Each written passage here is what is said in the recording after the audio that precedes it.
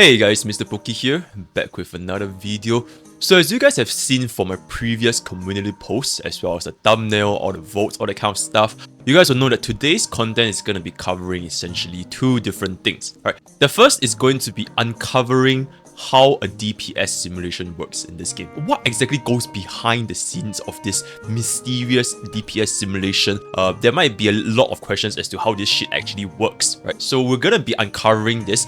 And the second thing we're gonna be uncovering is essentially Kafka vs Jingyuan's AoE damage output in our current simulation, because I think these two units has been very widely discussed as to which one is better in terms of AoE content, because they are both AoE units, they're both lightning, they're both 5-star limited units. So there has been a lot of debates with this, and with our simulation today, I'll be giving you guys the conclusion based on the spreadsheet that I have over here. Now, before we actually get into today's video, I just want to say a huge shout out to Bonk. Bonk is my moderator in Poki's Village, and he has been a very active member in the HSR theory crafting community. He has been involved with KQM, he has been involved with Grimos, Starville Min-Max Society. He's also involved with Goba Certifieds, Goba Spacing Station. Essentially, he's a very active theory crafter, and today I finally have with me the sheet created by Bonk, right? Purely created by Bonk. He did this all by himself, 100% from scratch. So it was a huge effort. He has finally got it done today.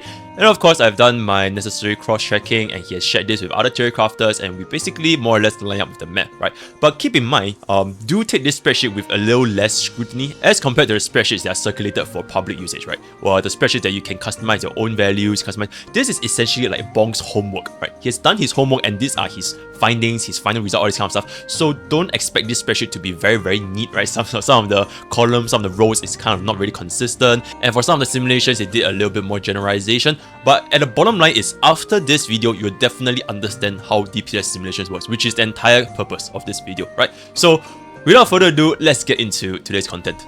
Before we start this, I just want to say what this sheet is about. The sheet that Bonk has created today, it features a team simulation. So this is not a single unit simulation, and that's why I say this took such a long time to actually compile, because making a team simulation is definitely not easy as compared to a single unit simulation. So with this content, we hope that we can help players better understand instead of blindly following and throwing accusations based on the findings on like spreadsheets or whatever kind of stuff, right?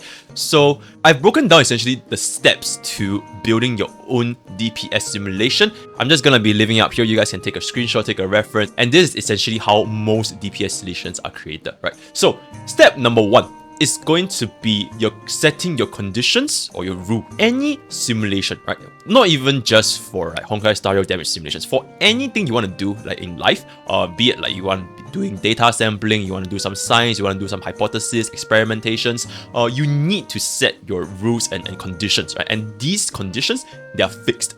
They are essentially fixed throughout your entire experiment, your entire testing, so that we have a sense of consistency and removal of the biasness, right? Because every single test that we're doing, every single variable, they will be subjected to the same conditions. So for Bonk's team DPS simulation, you guys can see that this is the rules that he has set for this entire test. The first is there are 24 fixed subs and 24 fluid subs, and this is the same as the KQM standards when it comes to their DPS simulations, right? So 24 fixed subs is essentially 2 rows into every single possible subset. So we're taking a reference from Kafka here. You can see that her 24 fixed subs are distributed across attack, flat attack, HP, flat HP, so on and so forth for every single subset. This is to ensure like we don't have a god roll for this specific character.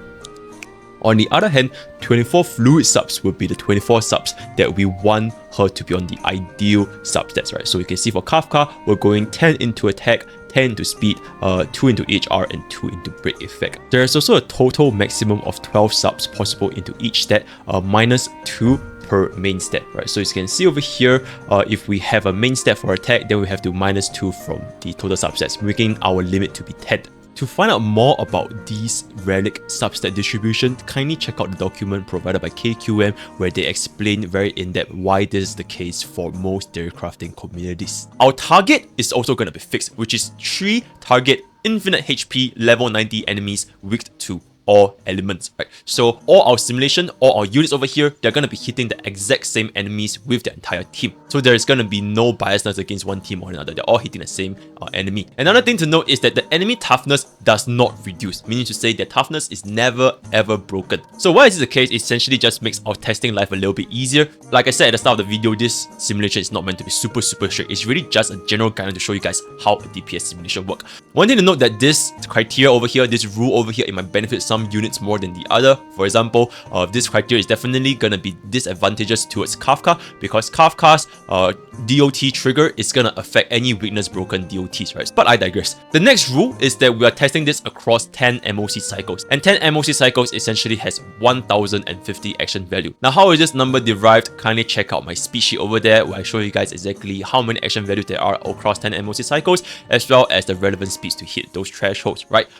So that is that, and our final rule is that our enemies have 158.4 speed, which is the exact same speed that we're taking for our MOC 10 Elite, right? They all have 158.4, so this is just to provide a little bit more of a practical application. So there's that for our rules, and like I said, these rules are extremely important because, like I mentioned, this helps to ensure consistency as well as the removal of any biasness that may arise from different enemies or different rules and kind of stuff. So these are fixed.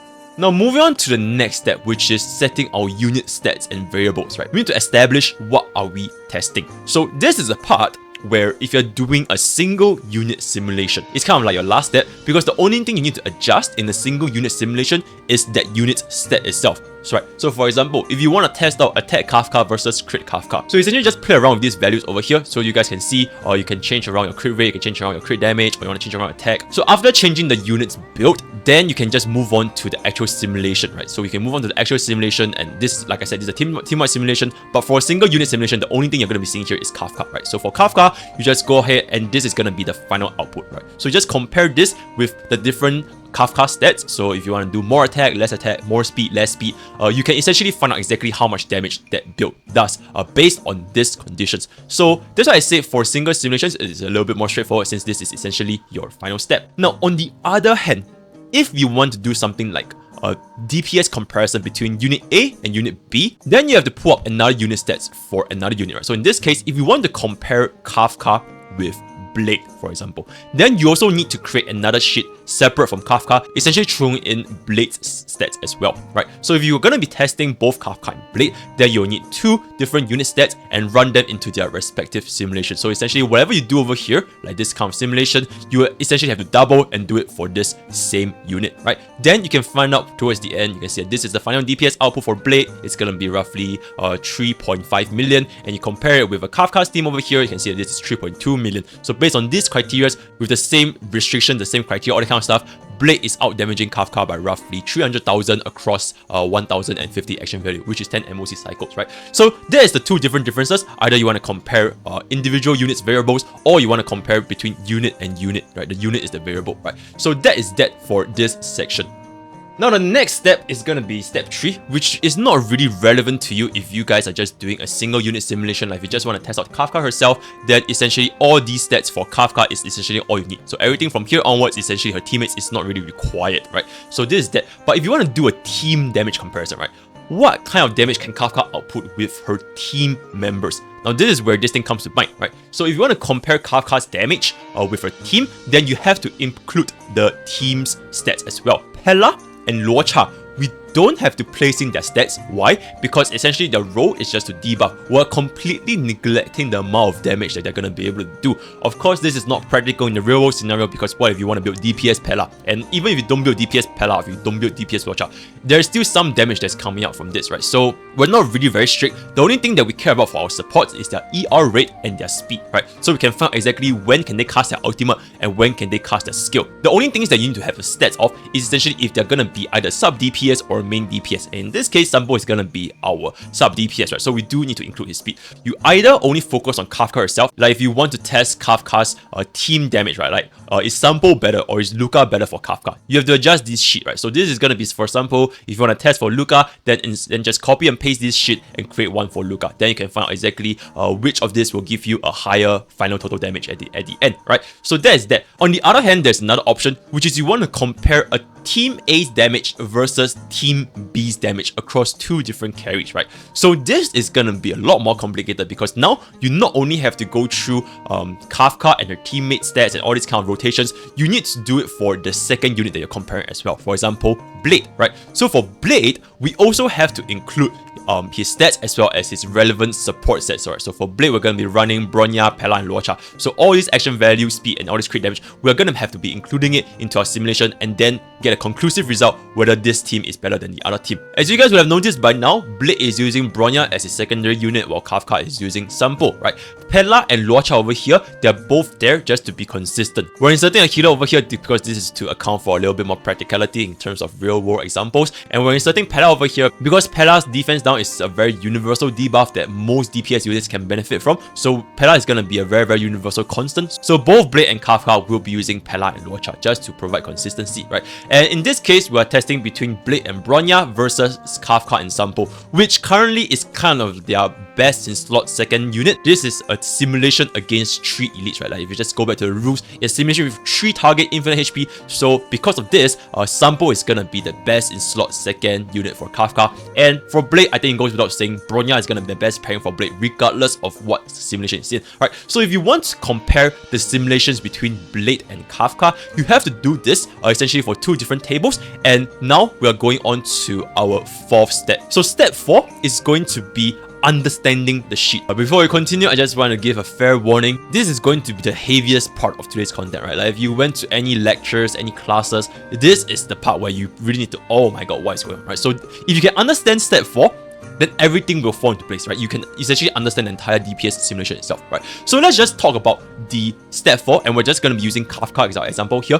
Before we go into the DPS breakdown, let me just explain very roughly what each column represents, right? So first for AV, I think by now everybody knows AV is action value. It determines which unit takes action based on their speed. And how do we get this action value? It is from a very simple formula of 10,000 divided by the speed. So for example, the enemy takes an action at 63.13. This 63.13 is derived from 10,000 divided by 158.4. In this 158.4, we can just go back to our rules and you guys can see that the enemy's speed is 158.4. So with that, we just repeat it for every single unit, right? For Kafka speed, for Pella speed, for Luocha speed. Then you can find out exactly which action value is when the unit takes action. Now, one thing to note over here is that Kafka actually has a lot of different speed, and this is because she's using her signature light cone, right? As you guys have known by now, signature light cone increases Kafka's speed by 4.4% of her base speed, which is essentially 4.4 since her base speed is 100. So from the base speed to speed 1 to speed 2 to speed 3, so her speed is gonna slowly ramp up until we eventually just use this speed. So this is just for Kafka. Everybody else's speed is pretty much consistent, right?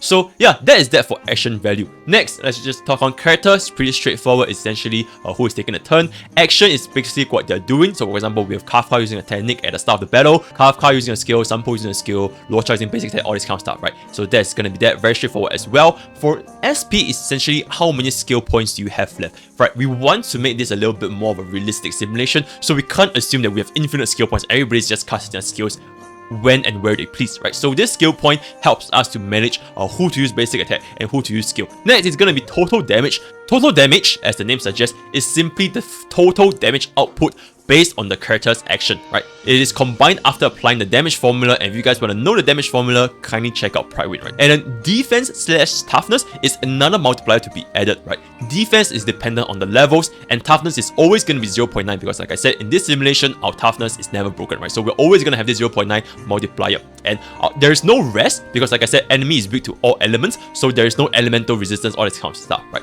Next, for MV, it represents motion value, but motion value is not thing in a turn-based game, so it's essentially a Genshin term, but you can just think of it as a skill damage multiplier. So for example, right, Kafka's skill over here has 280% MV. This is because Kafka's skill does 160% of her attack to a primary target as well as 60% to adjacent targets. In our simulation of 3 elites, this will be 160 plus 60 plus 60, and this will give us 280% over here, right? And then for our ultimate, you can see that her ultimate is only 240% because this is essentially Kafka's 80% damage to all enemies. In our simulation, we have 3 elites, right? So it's just simply gonna be 80 times 3, and it gives us 240%. Then moving on to main damage is essentially obtained from the damage formula. You need to multiply it from your MV as well as the defense toughness or the multiplier. So for this, once again, I refer you guys to Privin's damage formula. Right? I'm not going to talk about how this number is calculated over here. And lastly, for DOT damage is obtained from the table at the side. So you guys can stick a look over here. All these are DOTs, right? All these are DOTs, and they have their own multipliers, their own scaling, all this kind of stuff. So we just essentially compile all of them into one. So this is going to be the total DOT from each unit, right? So that is essentially the gist of how this table works. Now, running through the simulation, I'm just gonna run you guys through the simulation very generally. If we start the battle with Kafka's technique, it will trigger at 0 action value, right? It is instant. There will be no action from 0 to 63.12 because nobody's speed is that fast, right? At 63.13, the enemy will take action first, right? Because like I said, the enemy speed is at 158.4 and it's basically faster than all our speed. And this is why if your speed is faster, you go faster, right? Because your action value divided by speed is going to give you a lesser amount, right? So this is going to be this. Next, Kafka will take action at 63.53, and this is obtained from 10,000 divided by her speed 1. Because like I mentioned just now, Kafka has casted a technique, and because we're equipping Kafka's signature light cone, we're gonna get 10,000 divided by 157.4, which gives our action value at 63.53. So this is essentially how it goes. You just repeat this for every single unit over here. You do this for Sampo, do this for Pela, do this for Locha based on their respective speed, and whenever it's their turn, just say what they're gonna be doing, right? How much damage they're gonna output. And like I said, because we're not including Pela or Locha stats, we're only using them for either skill point generation or applying their debuffs with the ultimate, right? So we're not going to be considering any damage that they're going to do. Of course, in a practical situation, they're still going to be able to do damage. So that is essentially how a DPS simulation is formed, right? You from action value 0 all the way up until the final action value of 1050. Now, why does our simulation end at 1033.78? That is because no other unit can take an action between 1033.79 to 1050, right? Nobody's fast enough to do this, so 1033.78 is our final unit. After understanding all this, just repeat this all itself. Is going to be very, very long. And then step 5, right? Step 5 is going to be obtaining the final total damage. Now, step 5 is really, really easy because essentially once you have completed step 4, you just sum up the total damage, right? You just sum up the total damage for everything over here dealt during each unit's turn up until 1050 AV. So this is gonna give you this number over here, which is gonna be 3.2 million, right? Hey guys, Editor Poki here, back from the future. So after some amendments, Bong realized that an E6 Sampo can actually cast his ultimate every 3 turns.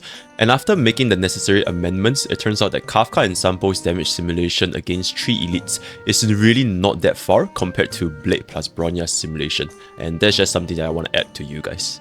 Do take note that for Blade simulation and Kafka simulation is a little bit different, you can see over here, because we don't have any DOTs for Blade. And like I said, Bong is just doing his homework, so there's not a lot of consistency in terms of formatting all that kind of stuff. So do kind of excuse this. But so the theory is exactly the same. We apply our damage formula to the defense and toughness, the emotion value, the unit stats, and we just derive what is the final damage output. So going through this all the way up until 10 MOT cycles, which is 1050 AV, we can obtain that Blade's final damage is gonna be this amount over here. Now, what is the takeaway from this?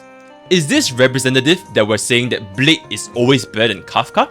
No, it is not, right? And this is kind of the issue with people taking DPS simulations too seriously, because a simulation like this, it will never ever happen again in real life, right? We have different enemies, we have different stats, different team comps, there's debuffs, there's buffs, there's also RNG targeting, right? So theory crafting and damage simulations can only go so far. It is a rough estimate based on the variables and criteria that we have set for our simulation. Practical situations, when you play the game itself in LMC, it's always going to differ. There's always this layer of RNG, there's always going to be different enemies, and no one person is going to have the exact same gear as the other, right? So this is why DPS simulations, players really should not take them to heart, because even constructing a DPS simulation itself already places a very large amount of restrictions that will likely never be replicated in real life. However, is this to say that DPS simulations, they are useless, right? Since we can never really replicate them in a real life situation? that's also not really true, because from DPS simulations, we can obtain a rough damage output from our unit. Using this specific build, specific relic, all this kind of stuff, we can have a very rough estimate, and it can help players who have not pulled for the unit make a more informed decision whether they want to pull for this unit or not, right, based on this damage simulation. So I don't believe the DPS simulations, they're completely useless, but at the same time, you cannot take this thing as like the actual representation. Okay, this unit is trash because DPS simulations say so, right? So that is the general gist of how players should look at DPS simulations. It's a guideline, but it is not a rule that everybody is gonna play out this way. And with that, I want to get into the final topic of today's video, which is Kafka versus Jingyuan. Now, this is a very widely discussed topic since, like I mentioned at the start of the video, they are both limited 5-star lightning units. They both deal AoE damage, right? So exactly who has a better AoE damage output under our simulation scenario? I'm not saying that DPS simulation is exactly what's going to happen in real life, but it does help you guys serve as a very good benchmark of roughly what might happen in these scenarios. So going back to the sheets, this is essentially Jingyuan stats, right? You can see over here, same rules, right? Same rules all the way at the start. We have set there's 24 fixed up, 24 fluid subs, still against the same enemies with all these, right? These are not changed at all. So this is Jingyuan stats, and then this is Jingyuan simulation, which is obtained after applying the same format as previously, right? You want to find out the action value, what they're using, attack, crit damage, all. So this is what is going to happen towards the end of our 10 MOC cycle, right? So this is going to be Jingyuan's final damage output over here. Now, one thing that Bong specifically mentioned out, that this is a solo Jingyuan calculator in the sense where we're only concerned with what Jingyuan is doing over here, but it is actually in a team with Asta, Tingyun, and a sustain, right? Because like Bong said over here, he's lazy. He's just gonna assume that Asta's talent and out buff, as well as Tingyun's skill and out buff, they have a 100% uptime. So this is just the best case scenario, that the highest possible damage that Jingyuan can do, assuming that this is the case, right? And of course, as you guys who have played the game by now, this is not gonna happen, right? You cannot achieve 100% uptime with Asta talent or buff, and you cannot achieve 100% uptime with Tingyun's skill or buff, because there's always gonna be different factors, right? Whether be it if your Jingyuan is really fast, or Asta doesn't have enough skill points, or if the enemy like imprisons or debuffs your units. So all these are definitely not a practical situation. But just for the benefit of Jingyuan dealing as much damage as possible, this is the final damage number, right? It's 2.2 million across 10 MOC cycles. And for the specific unit breakdown, you guys can just take a look at yourself over here. Alright, I'm back. So this is essentially the breakdown, right? At each action value, Jingyuan is going to use his skill, then the talent is going to trigger, skill, ultimate talent. All these things are going to trigger at each respective skill values based on this, right? So we have our attack, our crit damage multiplier, the defense damage, and then energy. And then all these things over here is essentially what Lightning Lord is, right? Because Jingyuan technically has two different units. One is himself and one is Lightning Lord, right? So this is the Lightning Lord speed whenever Lightning Lord gains stacks, and when's the next action value where Lightning Lord will take action, right? So this is all calculated, and we have a final damage of 2.2 million. Now I want to explain a little bit, right? Bong specifically told me to mention this. He would like me to explain that the Lightning Lord's motion value, which is essentially his talent's action value, right? Jingyuan's Lightning Lord is his talent, used throughout the sheet, is that adjacent targets receive 25% of the damage. He has used 1.33 times because what actually happens is when Lightning Lord's hits are random in a 3-target scenario, only 66% of the hits actually land on the edges, resulting in the other 25 damage being lost 66% of the time. So what this essentially means, if I can just try to help you guys visualize, there's 3 enemies. Lightning Lord is gonna hit any of these 3 enemies in random, right? But the only time where the adjacent enemy takes 25% of the damage is when he hit the enemy in the middle, right? Only when Lightning Lord hits the enemy in the middle, then the adjacent enemies beside the main target is 25% damage and 25% damage.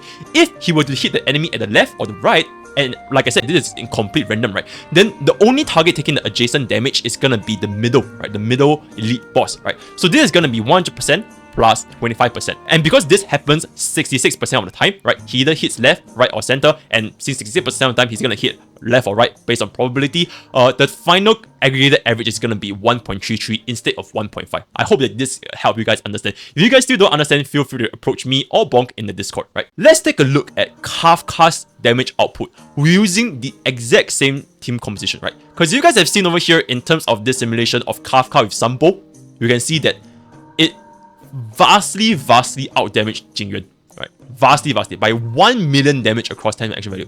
Which I guess if you guys are gonna be using the best Kafka team versus the best Jingyuan team, then I think it's gonna be such a big difference that you guys can definitely feel it, right? Even if you don't have the same simulation where you're against 3 elite enemies, because the damage difference is so big, you can take it that if you're using a Kafka with DOT team, she's gonna out-damage Jingyuan in an AoE scenario, right, against 3 elite enemies. But let's just give Jingyuan a benefit of the doubt, and we use Asta with the exact same team composition as Jingyuan, which is with Asta and Tingyun.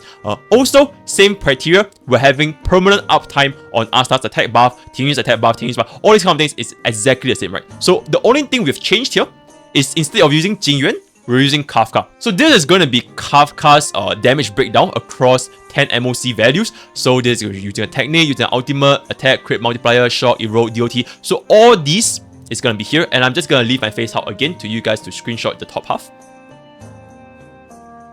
The final damage output that Kafka is doing across 10 MOC cycle using the exact same team with the exact same criteria against the same enemy is going to be 2.7 million, which still outdamages Jingyuan by roughly 500,000 across 10 MOC cycles. And just to have an even more extreme example, right, this is another simulation which is also the same team, Kafka with permanent Asta and Tingyun buff, but let me just remove my camera mode here. The only difference is there's no energy provided by Tingyun's ultimate, because this was initially Bong's first shit, right? He first created this shit, then he realized that he forgot to let Tingyun's ultimate give Kafka her 60 energy buff, right? But even in this scenario where Tingyun's ultimate is not giving Kafka any energy, you can see that towards the end, she still has 2.5 million damage as compared to Jingyuan's 2.2 million. So in conclusion, based on our simulation, it showed that Kafka is dealing more damage to 3 elites with the exact same team and equal substat weightage, and both using their signature light cone, right? Kafka is using her S1 and Jingyuan is using his S1. Now, why is this a case, right? Aside from the DPS simulations, aside from the restriction, all that kind of stuff, why is Jingyuan looking so bad in an AoE scenario, right? Jingyuan is supposed to be the lord of AoE, right? He's an erudition unit. He should be really, really good against AoE. Now, the inherent issue with Jingyuan, aside from his practical issues such as his weakness to crowd control, his line not being too slow, all that kind of stuff, backloaded damage, is that regardless of how many actions Jingyuan gets, which is like if he gets 16 actions or 20 actions across 10 MOC cycles, Lightning Lord is just stuck to 8 actions due to how it works, right?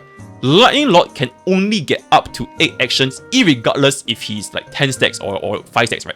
The maximum amount of times Lightning Lord can take action across 10 MOC cycles is 8 actions, right? That is the maximum amount of times Lightning Lord can come out and deal damage. Another reason is also because while Jingyuan is an erudition unit and is supposedly supposed to be really, really good AoE content, he just really does not scale well into true AoE content.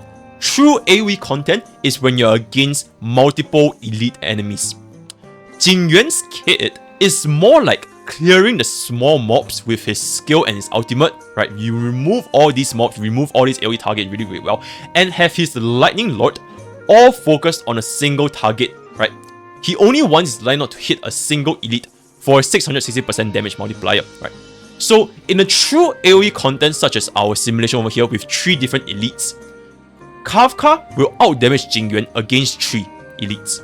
Kafka will outdamage Jingyuan, or even in the scenario where there's 5 elites, Kafka will still outdamage Jingyuan, because Lightning Lord's damage is always gonna be distributed according to the number of elites there are, right? Since Kafka's ultimate, it does not fall all with the number of enemies, right? The more enemies there are for Kafka to proc her ultimate DOT values and trigger the DOTs, it's gonna be more damage for Kafka. Whereas Jingyuan's Lightning Lord, it will scatter across the 3 or 5 units, making each Lightning Lord's hit extremely weak, especially if it's like divided into a lot of different enemies. So this is the final conclusion between Kafka and Jingyuan with our simulation. I don't want to start any more drama with r/Jingyuan mains because frankly this is not what this channel is about and I've really let it go. So I hope that you guys actually managed to take away something valuable here, which is to understand how DPS simulations work, and maybe you could even make your own DPS simulations or at least understand it, right? So I hope that is the biggest takeaway. The Kafka and Jingyuan thing, honestly, at the end of the day, if you're gonna be able to invest in unit, just use them, right? Simply just use them. Jingyuan can do 0 turn clear MOC 10, Kafka can do 0 turn clear MOC 10, heck, even Arlen can do 0 turn clear MOC 10. So honestly, this doesn't really matter that much. But I just want to show you guys exactly how DPS simulations work with all my relevant examples. If you guys want to engage in any further discussions, feel free to head on to Poke's Village, where we have a very active community talking about Honkai Star Rail. If you guys would like to check out my streams, feel free to check out twitch.tv/MrPoke. And with that, we have come to the end of today's content, and I'll see you guys next time. Take care.